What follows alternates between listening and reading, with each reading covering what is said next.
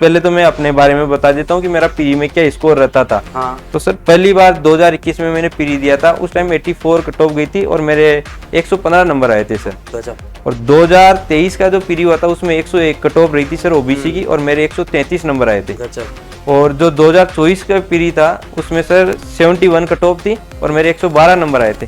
तो सर मैं उसके बारे में आपको बता दूं कि उसके लिए क्या करना है। चाय की थड़ी पे बैठते हैं, ये बातें करते हैं कि कोचिंग के नोट से कुछ नहीं आ रहा, बाकी सर मैं तो मानता हूँ ये गलत बात है। नमस्कार, राम राम, स्वागत है आपका बूस्टर एकेडमी में। और आरएस में चयन में होने के बाद हर सफलता की कहानी घर घर तक पहुंचनी चाहिए, और जब गांव के टाबर सिलेक्ट होके जो है वो अधिकारी बने तब गांव गांव तक बात पहुंचनी चाहिए।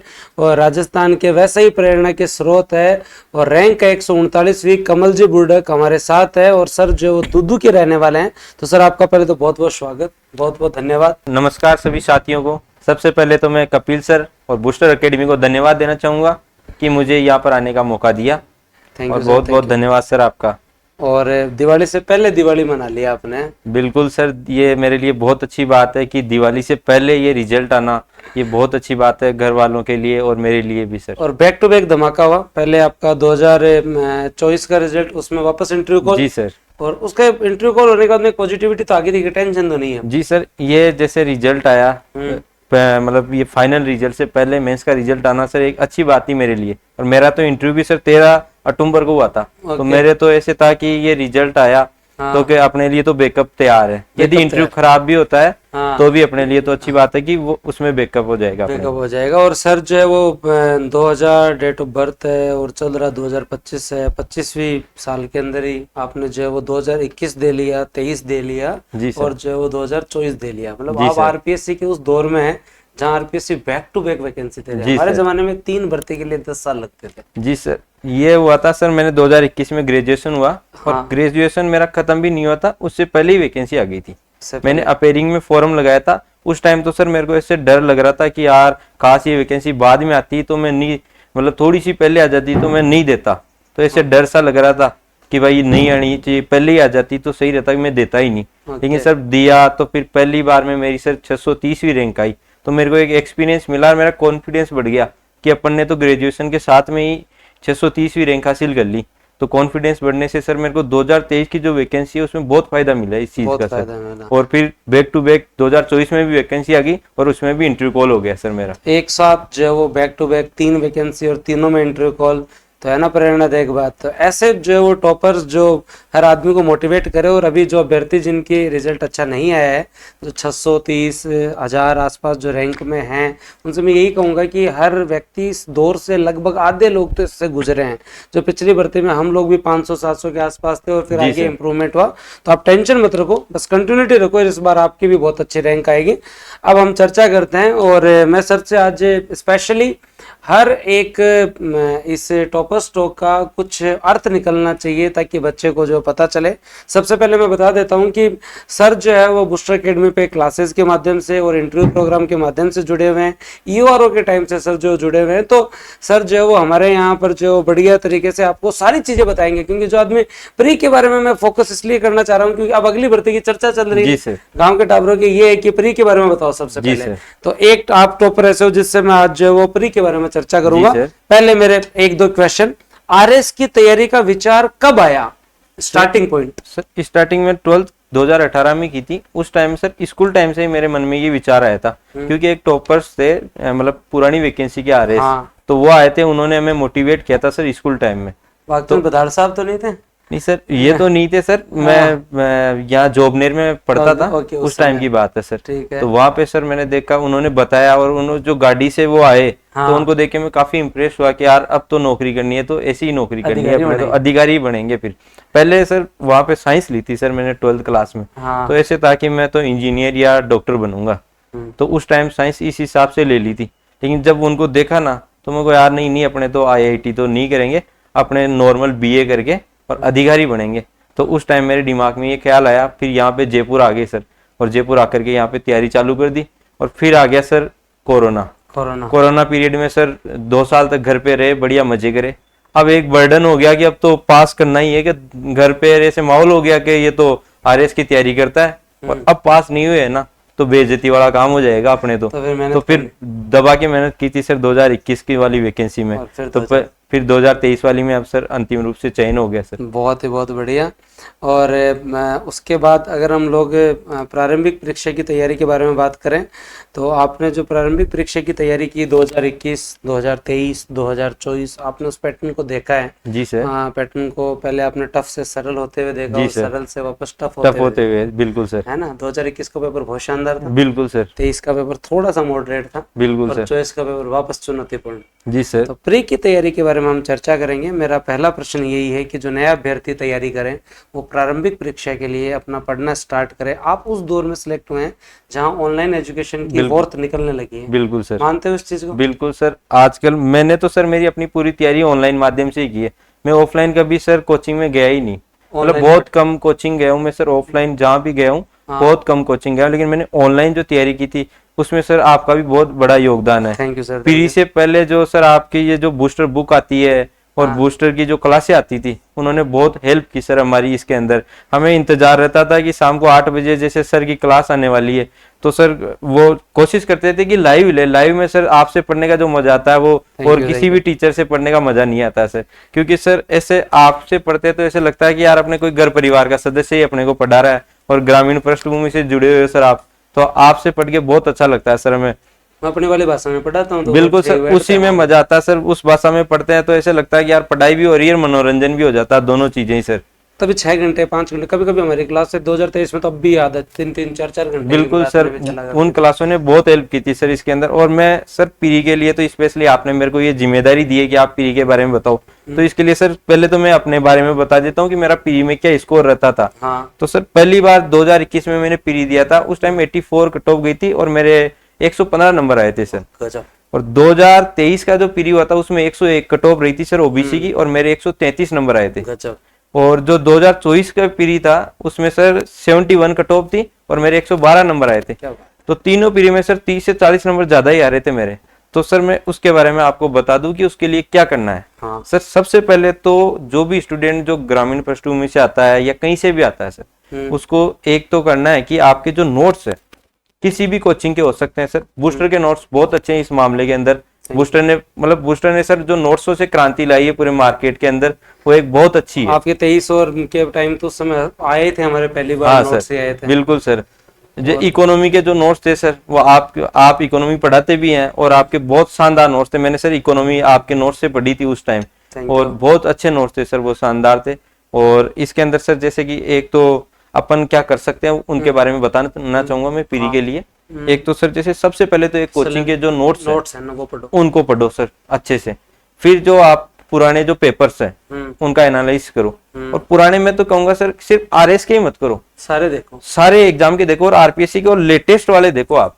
अब जैसे अपन 2005, 10, 12 उनके पेपर देखे तो उनमें और अभी वालों में तो सर रात दिन का अंतर आने लग गया सर। 2025 का डिप्टी जेलर का पेपर बिल्कुल सर। अब ये जो पेपर है ना इनको देख के आप तैयारी करो, न कि जैसे अब 2025 में जो पेपर लग रहा है उसमें आप 2021 वाले पीढ़ी का पेपर मत देखो सर। उसके लिए आप देखो अभी वाले देखो, ये लेटेस्ट अभी क्या चल रहा, चाहे वो किसी भी एग्जाम का हो, आरपीएससी का कोई भी एग्जाम, आरएसएस भी के एग्जाम का एक अलग पैटर्न होता है सर। उनका खतरनाक बनाते हैं, वो भी खतरनाक बनाते हैं, लेकिन अपने को जिसकी तैयारी कर रहे हैं उस पर फोकस करो आप। तो जैसे आरपीएससी के अभी वाले पेपर है उनको देख के चलो कि भाई कितना स्कोर करेंगे तो अपन सेफ रहेंगे। आजकल तो सर पता ही है कि 40% ही नहीं ला पा रहे हैं बच्चे। 225 पोस्ट आई थी पॉलिटी में और उसमें मात्र 6 बच्चे मिले हैं सर पूरे राजस्थान में। और प्रथम पेपर मैं कह रहा हूँ फर्स्ट ग्रेड का पेपर देखो, आरएस की तैयारी करो तो ये मत फिरो कि आरएस की तैयारी करा, आरएस की तैयारी करा। आरएस की तैयारी करो तो कोई नवाब को नहीं, आरएस बन जाओ तो भी कोई नवाब को नहीं। बिल्कुल सर। तो सामान्य ही आदमी। बिल्कुल तो कई टाइम में देखा करूँ आरएस की तैयारी भी को आवाबाजी की कोई आवश्यकता को नहीं थे, तो तैयारी करो। और सबसे इंपॉर्टेंट चीज है कि पेपर थे जो है वो फर्स्ट ग्रेड का जीके का देखो बहुत अच्छा, अब का नहीं है, हमारे टाइम भी 2018 में फर्स्ट ग्रेड का पेपर बहुत अच्छा था जीके का। सेकंड ग्रेड का जीके का पेपर इकोनॉमी के इतने अच्छे क्वेश्चन आए, पूरे के पूरे सर्वे से क्वेश्चन आए थे। इंडियन इको सर्वे को आरपीएससी ने फर्स्ट ग्रेड में बहुत अच्छा यूटिलाइज किया। हाँ सर, जो जैसे सेकंड ग्रेड का एग्जाम है, फर्स्ट ग्रेड का एग्जाम है, इनके अंदर सर बहुत शानदार तरीके से इकोनॉमी, पॉलिटी बहुत जबरदस्त। पॉलिटी तो पता नहीं सर कहाँ से ला रहे हैं, हर बार नए क्वेश्चन मिलते हैं सर देखने को उसके अंदर। और सर जैसे आजकल एक करंट अफेयर्स है, करंट अफेयर्स का तो ऐसा बना दिया कि सर आपके नोट्स का तो कोई तोड़ ही नहीं है सर। जब यदि कोई क्वेश्चन इजी आ रहा है या नॉर्मली करंट से आ रहा है, अब आप जैसे पूछते हो कि वो अभी पूछा था एक एग्जाम में कि अमित शाह कोई यज्ञ में आए थे। अब इतनी चीजें तो कहीं पे मिल नहीं सकती, लेकिन फिर भी सर जो ओवरऑल मार्केट के अंदर है वो बेस्ट है सर। बूस्टर की बुक आती है जो करंट अफेयर्स की, वो लास्ट में क्या वो सेगमेंट वाइज आती है, और एक हमारी जब भी करंट अफेयर की कोई क्लास आती है जिम्मेदारी से आती है कि कह दिया तो करवाएंगे लास्ट तक। बिल्कुल। और सर उसमें जैसे आपकी बुक आती है महीने या 15 दिन पहले आती है सर एग्जाम से बिल्कुल 20-30 दिन पहले आती है। जैसे ये 2024 का पीरी था, तो मैं तो सर ये था कि 2023 वाला वो भी हो रखा था, इंटरव्यू कॉल हो रखा था, और उस टाइम ये था कि अब यार क्या करे, मेंस भी दे लिया था उस टाइम, रिजल्ट नहीं आया था सर जहां तक मेरे को याद है। और ये था कि भाई अब क्या करें, और पढ़ाई और नहीं की थी सर 2024 वाले पीरी के अंदर, तो ऐसे थे कि भाई हो जाएगा, पीरी तो है, फिर क्या यार करंट तो पढ़ लेते हैं। तो फिर लास्ट के अंदर और कहीं भटकने से अच्छा के कपिल सर के पास चलते हैं अपने, तो मैराथन लेंगे और बढ़िया तरीके से पीरी पास हो जाएंगे। तो सर आपकी क्लासें लेके हर बार पीरी के अंदर तो यही था, ये जो ज्यादा नंबर एक्स्ट्रा नंबर आते हैं वो सर करंट की वजह से ही आते हैं सर। नहीं है, और इको सर्वे करंट पढ़ो, मेरे भी एक बार 100 लगभग जो है वो 8 आ, एक बार 106, एक बार 129।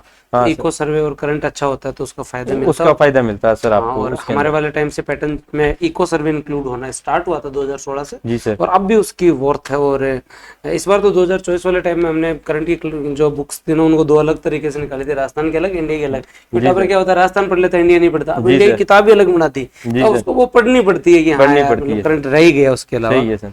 उसके साथ साथ अगर जैसे मैं कई बार बच्चों से बात, क्योंकि मैं आज परी पे अपन थोड़ी चर्चा करेंगे, मेरा मन भी है, जैसे मैं बच्चों को बार बार कहता हूँ कि थोड़ा सा डिटेल में पढ़ो यार। अब जैसे पॉलिटी में मेंशन करती है सुप्रीम कोर्ट जी सर, तो टाबरू की क्या आदत होती है कि बस थोड़ा पढ़ लें सर, कैट कौन पढ़ेगा, एनजीटी कौन पढ़ेगा, नालसा कौन पढ़ेगा जी सर फैमिली कोर्ट पढ़े या नहीं पढ़े, जुडिशियल एक्टिविज्म, सब टॉपिक्स बहुत होते हैं, टॉपिक में मेंशन नहीं होती है। बिल्कुल सर, तो बच्चों की होती है कि सर थोड़ा सा ही पढ़ ले तो काम चल जाए। तो जब सिलेक्शन लेना है तो एक बार डिटेल से पढ़ना चाहिए। नहीं सर, एक बार तो आपको डिटेल से पढ़ना ही पड़ेगा। मेरी तो ये थी कि सर लोग ऐसे बोलते हैं कि मेंस के शॉर्ट नोट्स बनाओ, मैं तो सर प्री के भी शॉर्ट नोट्स बनाता था। एक कॉपी थी मेरे पास सर, वो 2021 में बनाई थी और वो तीनों प्री में मेरे काम में आई सर। उसमें ऐसे होता था कि सर चाहे अपन पढ़े नहीं, लेकिन लास्ट टाइम में यदि उसको रिवाइज भी कर लिया, कॉन्फिडेंस आ जाता था सर उससे। और मैं तो जैसे अपने आप जैसे इकोनॉमी में SGI, WHI ये ऐसी इंडेक्स है, यहाँ से 100% क्वेश्चन आता है 100%। तो अब आप उनको आधे पेज में लिख के रखो, तो लास्ट टाइम में जाते वक्त आप रिवाइज कर जाओ।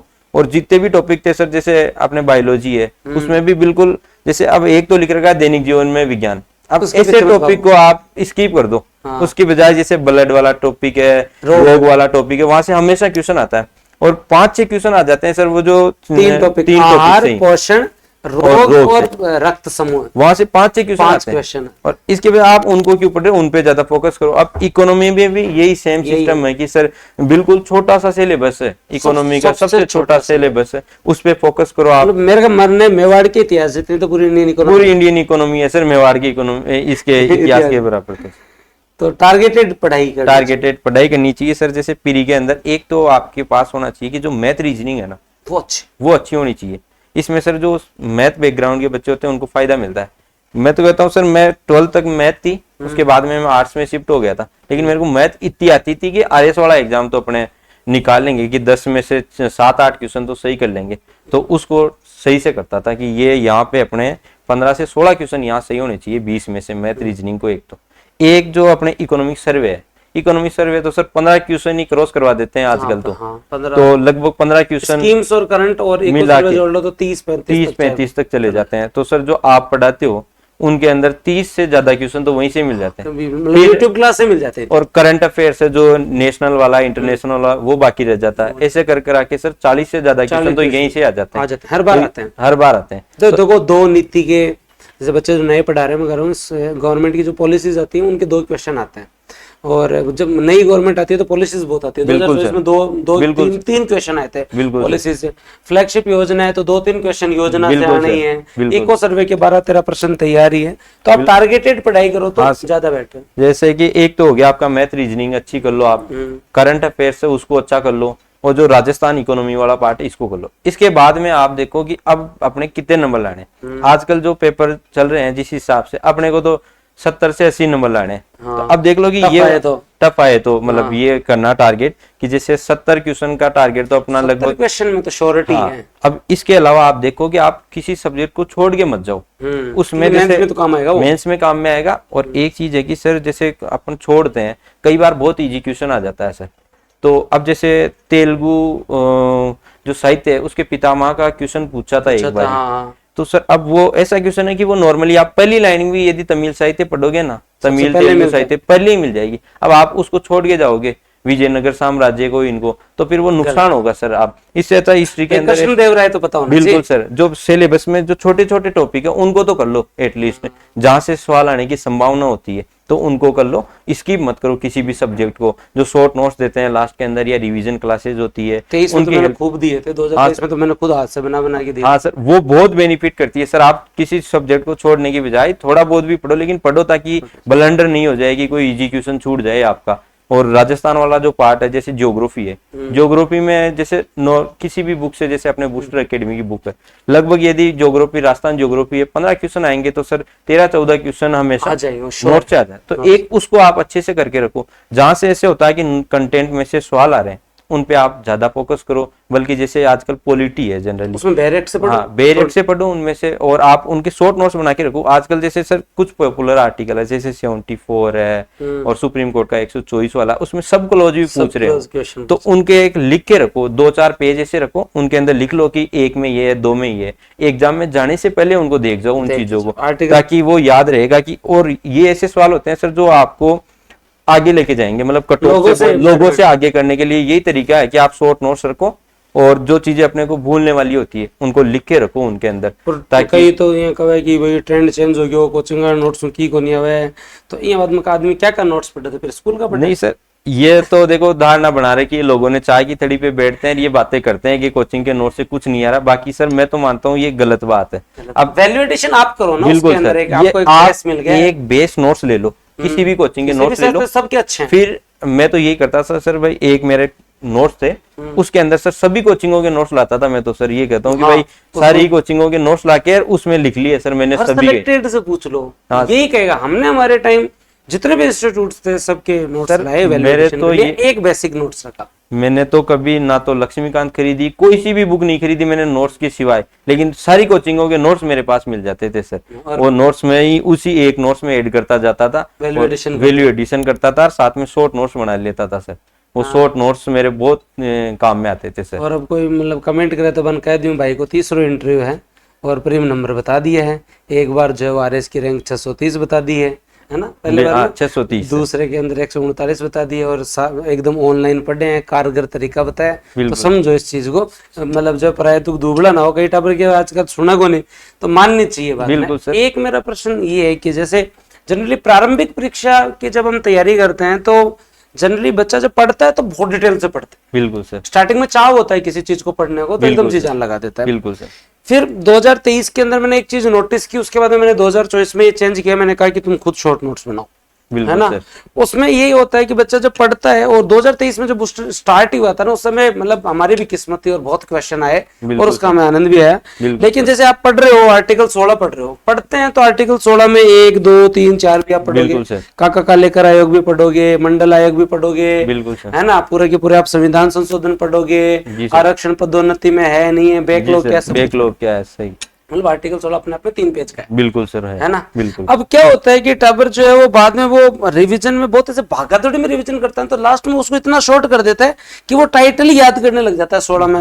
16 तो मतलब आपने ही अपना डिटेल में पढ़ा था और रिवीजन करते टाइम आप उसे डिटेल से नहीं करके जा रहे। जी सर। तो ये मैंने क्राइसिस देखा। आपको लगता है कई लोग इतनी गलती कर रहे हैं? नहीं सर, ये गलती होती है तब जैसे अपन पढ़ रहे हैं, उसी एक बार पढ़ लिया, उसके बाद में मेरा तो ये था कि पहली बार तो ऐसे पढ़ता था और दूसरी बार कोई भी चीजों में शॉर्ट नोट्स बनाता था। अब जैसे 16 है, आर्टिकल 16 सर मेरे पास तो मात्र ज्यादा से ज्यादा 5 से 6 लाइन के अंदर वो लिखा हुआ है, बिल्कुल शॉर्ट के अंदर, तो पता होना चाहिए। अब जैसे लास्ट में जैसे सर पॉलिटी के जो मेरे नोट्स है वो मुश्किल से 25-30 पेज के थे सर। और जो इकोनॉमी तो सर 4 पेज के अंदर ही सिमेट दी थी। जो सर्वे, हाँ, बिल्कुल डाटा ही तो भाई, पूरी चीज तो अपने को लिखनी ही नहीं है, सिर्फ शॉर्ट में लिखनी है अपने को, तो डाटा नहीं तो फिर और भी नोट्स ही बन जाएगा। और नोट्स बन जाएगा। तो एक कॉपी होनी चाहिए आपको, प्री पास करने के लिए एक कॉपी का फॉर्मूला आपको अपनाना पड़ेगा। उस कॉपी के अंदर जो भी इंपोर्टेंट टॉपिक है उनके तो सभी के नोट्स होने ही चाहिए सर उनके। तो एक इसमें ये कि मतलब आप जब रिवीजन करते थे तो बच्चा कैसे मैनेज करे कि मेन नोट्स को कितनी बार रिवाइज करे, क्योंकि शॉर्ट तो करना ही है, और 2-3 रिवीजन बाद में वापस लगता है कि उसको जो है वो मेन नोट्स को भी रिवीजन करना है, क्योंकि उससे वापस जो है वो व्यापकता आती है। तो वो रूटीन क्या रखना चाहिए? मेरे हिसाब से रेशियो 2:1 का रहना चाहिए, आपका क्या मानना है? बिल्कुल, इसमें ऐसे है कि सर आप जैसे वैकेंसी आती है उसके बाद में जनरली ये है कि 4 महीने का टाइम मिल जाता है प्री के टाइम, आप एक कोई भी कोचिंग की टेस्ट सीरीज ज्वाइन कर लो। बूस्टर की टेस्ट सीरीज भी बिल्कुल बहुत अच्छी है सर, मार्केट के अंदर बहुत अच्छी टेस्ट सीरीज है।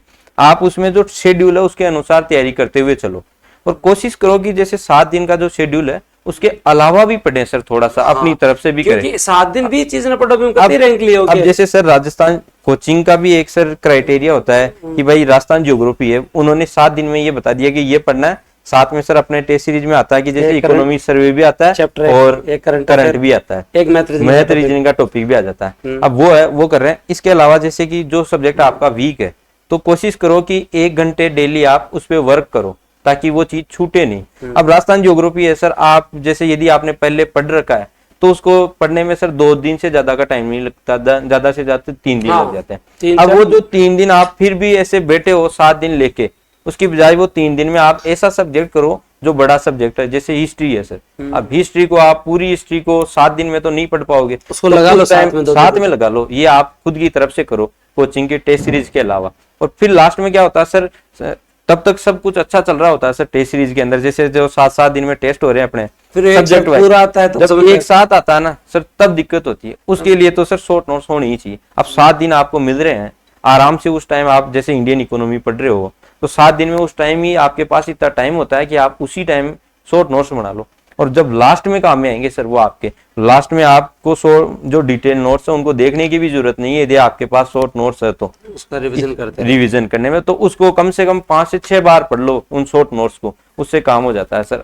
आज आप जब आसपास देखते हैं, आप अपने क्षेत्र में देखते हैं, तो बूस्टर न जाने लोग गाँव में?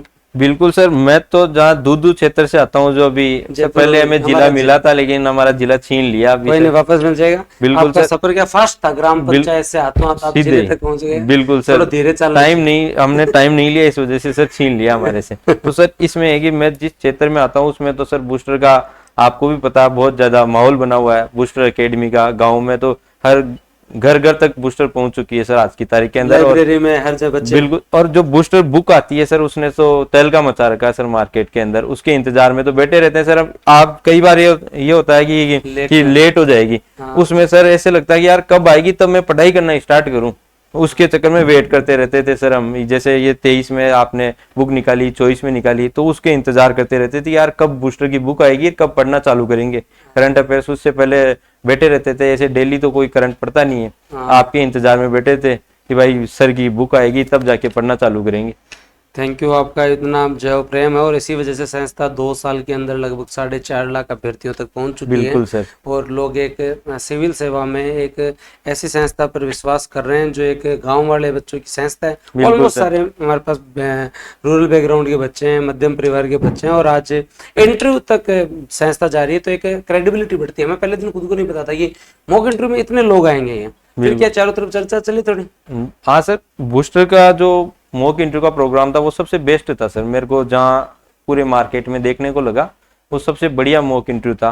और पहले दिन जब आप लोग जुड़े थे 250 के आसपास, उस टाइम कमी थे सर। जो बूस्टर का टेस्ट सीरीज का सेंटर वहां पे आया था मैं, पहले दिन तो आ नहीं पाया था। उसके दूसरे दिन आया, मैंने 3-4 बार आके गया, मुझे यार कपिल सर से मिलना है मेरे को, मेरे ऐसी इच्छा थी कि यार कपिल सर से मिले एक बारी। तो 2-3 बार आके गया, लेकिन वहां पे सर आप अवेलेबल नहीं थे। फिर मुझे यार आप तो रजिस्ट्रेशन तो कर ही दो मेरा, कम से कम इंटरव्यू किसी दिन मिल लेंगे। फिर मैं यहाँ पे जो आपका स्टूडियो वहाँ पे मॉक देने आया, तो यहाँ पे भी सर काफी वेट करना पड़ता था कई बार तो, क्योंकि 7-8 बजे। एक बार तो सर मेरे साथ ऐसा केस ही हुआ था कि 1 बजे आया, 8 बजे मेरा मॉक इंटरव्यू हुआ था। तो काफी मतलब रुझान था सर बूस्टर के इंटरव्यू के प्रति लोगों के अंदर, ये और एडवांस में बुकिंग रहती थी। हम तो 10 दिन पहले बुक करवाते थे, उसके बाद में नंबर आता था इंटरव्यू के अंदर, और मेरा तो सबसे लास्ट में था सर इंटरव्यू भी, तो मेरे को तो खूब वेट करवाया सर इस बार। इसके लिए हम क्षमा चाहते हैं, हमारे पास इतने संसाधन नहीं थे। किसी ने कहा इंटरव्यू के लिए 3 कैमरे चाहिए, हमारे पास 2 ही थे। तो एक भाई ने कहा कि सर जो एंट्री कैसे दिखाएंगे, हमको एंट्री नहीं दिखाएंगे, 2 से काम चला लेंगे। बिल्कुल सर। और सभी लोगों ने बहुत अप्रिशिएट किया और संस्था ने बहुत बढ़िया तरीके से जो है वो प्रयास किया। अब मैं आपसे कुछ क्वेश्चन जो रैपिड फायर होता है ना आजकल भी, मतलब इंटरेस्टिंग चीज़ आप पूछो बताना। बिल्कुल सर। है ना। तो पहला प्रश्न मेरा है कि मतलब अब बताना है कदे टाइम मिला तो कट घूमने जाशो, पहाड़ा में या तट पर या नदी या क्या? सर अपने तो ये है कि इतने दिन तो जयपुर में ही रहे, जयपुर के बाहर कभी निकलने का मौका ही नहीं मिला। अब सबसे पहला जो मेरा होगा कि पूरे राजस्थान में भ्रमण करूं, क्योंकि इतने दिन तो अपन ने किताबों में ही देखा है कि जैसलमेर कहाँ है, उदयपुर झील कहाँ है। पहले राजस्थान देखो, पहले राजस्थान देखूं। तो राजस्थान से सुंदर तो कुछ है ही नहीं। राजस्थान से सुंदर तो सर इस भारत के अंदर तो नहीं है सर कोई चीज। भारत में क्या सर, मैं तो कहता हूँ पूरे विश्व में ही नहीं है राजस्थान जैसी विविधता वाला कोई राज्य कहीं पे। जैसलमेर के धोरे देख लो, चाहे उदयपुर की जो सिटी देख लो, जोधपुर, अब तो जयपुर के पास से आप अलवर देख रहे हो, इतना शानदार जगह सर। और उसके साथ साथ आपके लिए कोई प्रेरणा स्रोत, ऐसी कोई पर्सनालिटी, व्यक्तित्व है जिनसे आपको प्रेरणा मिली जीवन में और जिनको आप अपना आइडियल मानते हैं, कोई बच्चों को जो आप बताना चाहें?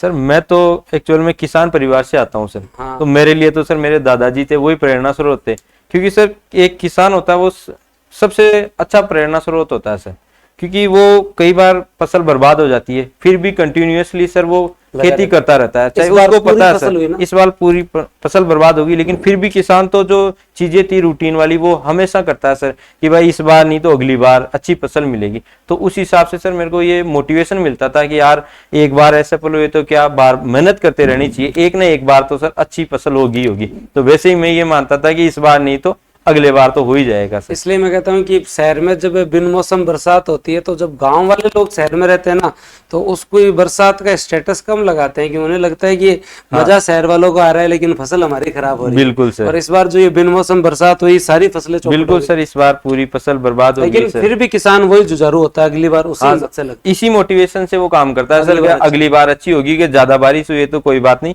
इस बार तो बर्बाद हुई लेकिन अगली बार अच्छी हो जाएगी। लाइब्रेरी या रूम, पढ़ाई कहाँ अच्छी होती है? सर मैं तो यहाँ जयपुर में रहा हूँ तो मैंने तो लाइब्रेरी ज्वाइन की थी सर, और मैं तो पिछले 2021 से लेकर अभी 25 तक मेरा तो सब सर लाइब्रेरी में ही गुजरा है सर, क्योंकि पीजी में रहते थे सर यहाँ पे। हाँ। तो पीजी में रहते हैं तो सर लाइब्रेरी जाना, रूम शेयरिंग और उससे बिल्कुल सर, इस वजह से लाइब्रेरी मेरे हिसाब से। लाइब्रेरी का एक मेरा सवाल, लाइब्रेरी में नॉर्मल लोअर टी शर्ट में जाना या सज धज के जाना? नहीं सर, आप वहाँ पे पढ़ने जा रहे हो, वहाँ पे कोई प्रोग्राम पार्टी वगैरह में तो जा रहे नहीं हो, तो आराम से लोअर टी शर्ट में जाओ ना लाइब्रेरी। बिल्कुल सर, एकदम फ्री। मैं बिल्कुल लाइब्रेरी गया हूँ, तो मेरा लाइब्रेरी जाने वालों से निवेदन है कि लाइब्रेरी जा रहे हो तुम ब्याह में नहीं जा रहे हो, सच दजिए मत जाया करो, किताबों का ध्यान रखा करो, बाड़ों से ज्यादा किताबों को संवारो ताकि जो जीवन संवर जाए, है ना। तो इसलिए मेरा निवेदन है। इस चीज में सर मैं एक चीज जोड़ूंगा, एक्चुअल में क्या होता है कि अपने लाइब्रेरी जाने वाले कई लोग आजकल वो क्या करते हैं, सुबह नहाते धोते हैं 1 घंटा तो तैयार होने में ही लगा देते हैं। अब वो मेरा ये तो चाय की थड़ी पे जाके बैठेंगे, पोए वाले से अलग आधा घंटा करेंगे। बिल्कुल सर। तो मेरा ऐसे था कि सुबह जैसे भी मैं तो सर नाइट में पढ़ने वाला था। तो जैसे 10-11 बजे अपने उठे तो पहले मेरा ये रहता था कि सीधे ही लाइब्रेरी चला जाऊं मैं, दैनिक दिनचर्या करके और सीधे 15 मिनट के अंदर अंदर लाइब्रेरी पहुंच जाता था। और वो ऐसे था कि 1 बजे जब खाना खाने आऊं उससे पहले मैं कम से कम 2-3 घंटे की एक शिफ्ट लगा के आऊं, तो बिना नहाए धोए ही चला जाता था सर मैं तो, कि भाई की पढ़ाई डिस्टर्ब नहीं होनी चाहिए सर। और पढ़ने वाला आदमी जुनून में पढ़ता है, उसके लिए फर्क नहीं पड़ता कि मतलब ठीक है वो अपने खाने का ध्यान रखे और सलीके से रहे और उससे कोई फर्क नहीं पड़ता। मैंने देखा पढ़ने वालों कई से 3-3 महीने कटिंग नहीं करवाते। बिल्कुल सर, यही होता है सर। बिल्कुल सर, तो टाइम ही नहीं मिलता है। ये आपने बहुत। अब आपने कहा कि रात की पढ़ाई और दिन की पढ़ाई, क्या अंतर है वैसे दोनों पढ़ाई में, रात और दिन? सर हमारी तो सर जैसे हम स्कूल में पढ़ते थे ना, वहीं से आदत बनी हुई थी कि रात को पढ़ने की। कौन से स्कूल में थे आप? सर मैं जो SR की स्कूल है जोबनेर के अंदर पढ़ता, अपने जयपुर जिले में, उसमें था। तो वहाँ पे ऐसा इन्वायरमेंट था कि सर पढ़ाई के लिए वहां से मतलब मेरे को जो मोटिवेशन मिला ना सर पढ़ाई का, वो नाइट में पढ़ने की आदत वो वहीं से डाल दी थी कि वहाँ पे मैं एक वार्डन होता था और वो ध्यान रखता था कि कौन बच्चा पढ़ रहा है या नहीं है। वहाँ पे जैसे 12 बजे तक पढ़ना कंपलसरी था कि रात को 12 बजे तक तो पढ़ना ही है सही। सुबह 6 बजे और सुबह 6 बजे उठा देते थे। फिर जैसे फिर भी हम ऐसे छुप कैसे कि यार सर हम तो रात को ही पढ़ेंगे, तो वहां से आदत बन गई। फिर यहाँ आने के बाद में सर वो हमेशा के लिए ही बन गई सर। कभी हमने तो उगते सूरज को तो देखा ही नहीं सर। मैंने तो खुद इंजीनियरिंग में कभी जो सुबह का नाश्ता नहीं किया, कोई वो पेपर सर को छोड़ अपनी दिया। तो जो आदत जो आप डालो ना, और मैं तो कह रहा हूँ रात की पढ़ाई का थोड़ा सा फायदा क्या होता है, सोशल मीडिया का जमाना है और उसमें क्या रात में लोग कम एक्टिव रहते हैं, तो एक तो डिस्टर्बेंस नहीं होता, बिल्कुल सर, है ना। एक लोग ब्रह्म मुहूर्त में पढ़ते हैं तो 4 बजे वाला भी बहुत अच्छा है, 4 से 10 बजे तक भी कोई डिस्टर्बेंस नहीं। अल्टीमेटली सर आप पढ़ाई होनी चाहिए, चाहे वो रात में हो चाहे दिन में हो। मैंने कई बार सर जैसे सुबह उठ के भी कई बार ट्राई किया, लेकिन हुआ तो नहीं सफल। लेकिन ऐसे है कि अल्टीमेटली आपको पढ़ाई होनी चाहिए, चाहे वो आप कई बार ऐसे होता है कि सर अपन फिक्स शेड्यूल बनाते हैं, उसका एक नुकसान भी होता है, बनता ही नहीं हो। कई बार अपने को जैसे पढ़ाई का मन ही नहीं करा, अपने शेड्यूल तो बना दिया कि मैं रात को 8 बजे बैठूंगा, सुबह 4 बजे तक पढ़ूंगा। अब उसमें ये होता है कि कई बार मन ही नहीं करा, फिर जबरदस्ती से बैठे, उससे अच्छा तो आप सो जाओ जाके और फिर दूसरे दिन जैसे जल्दी उठ के उस टाइम पढ़ लो।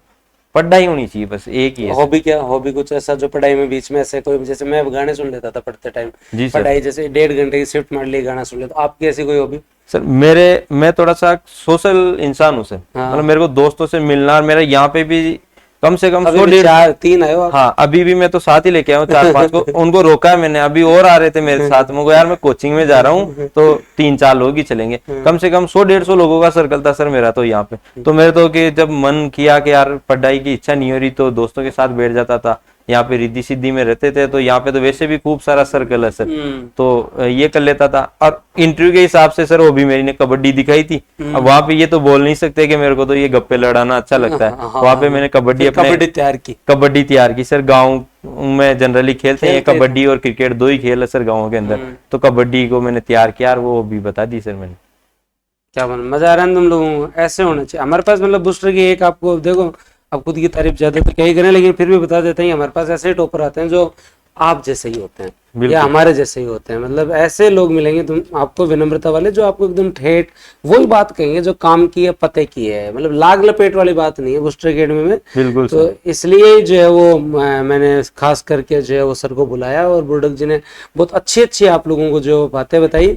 मैं लास्ट में अब आपसे कम समय लेते हुए थोड़ी सी 2-3 चीजें मैं आपको यही पूछना चाहूँगा कि बूस्टर की कोई मतलब आपको कोई एक अच्छी चीज़ लगती हो कि मतलब इस संस्था की ये ठीक है कि आरएस के लिए ट्रस्ट किया जा सकता है? जैसे हमने फौजी साहब से पूछा था, दिनेश जी ने, जो यूएम में सिलेक्टेड है, सर कह दिए तो करते हो आप?